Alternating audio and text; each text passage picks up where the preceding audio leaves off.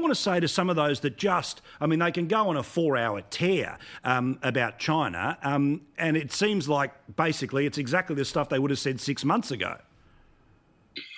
Well, you need to, be a bit sophisticated in your analysis of China. That's important for Australia's interest in terms of national security, also our economy. And, China locked itself away from the world in the 50s, 60s and most of the 1970s, and they liberated themselves with free market economics.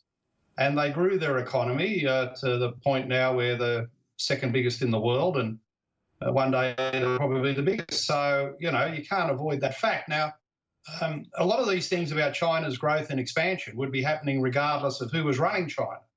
Are they run by communists, or is it a Confucian authoritarian regime? Chinese people have a lot of respect for their elders, for their rulers. Anyone who thinks you're going to be marching into China one day and creating democracy is as stupid as the people who thought they could march into Iraq and create democracy. So a lot of these things would be happening regardless of the complexion of the government in China.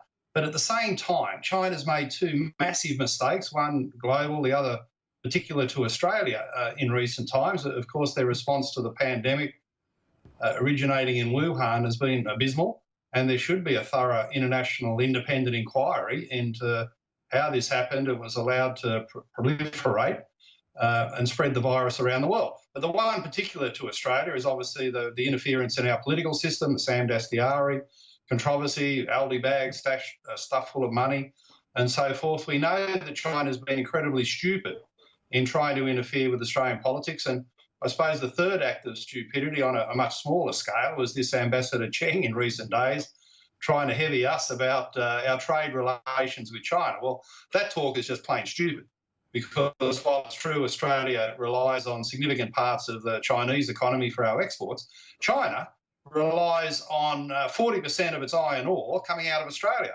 So if we were stupid enough, like, reverse Cheng, to turn around and say, oh, well, no, we're not going to be selling you any more iron ore, imagine the damage that would cause to their construction, manufacturing and all their other industries. 40% of their iron ore supply being lost overnight. So, a lot of that talk is stupid. We should just put Ambassador Cheng to one side and really reset the Chinese relationship around those two big problems, solving the two big problems that I mentioned, and trying to also understand that, with unemployment getting to double digits in Australia, if you want to cut China off in terms of our economic relationship, well, unemployment will end up over 20%. So, you've got to be critical of China, but sensible about the solutions.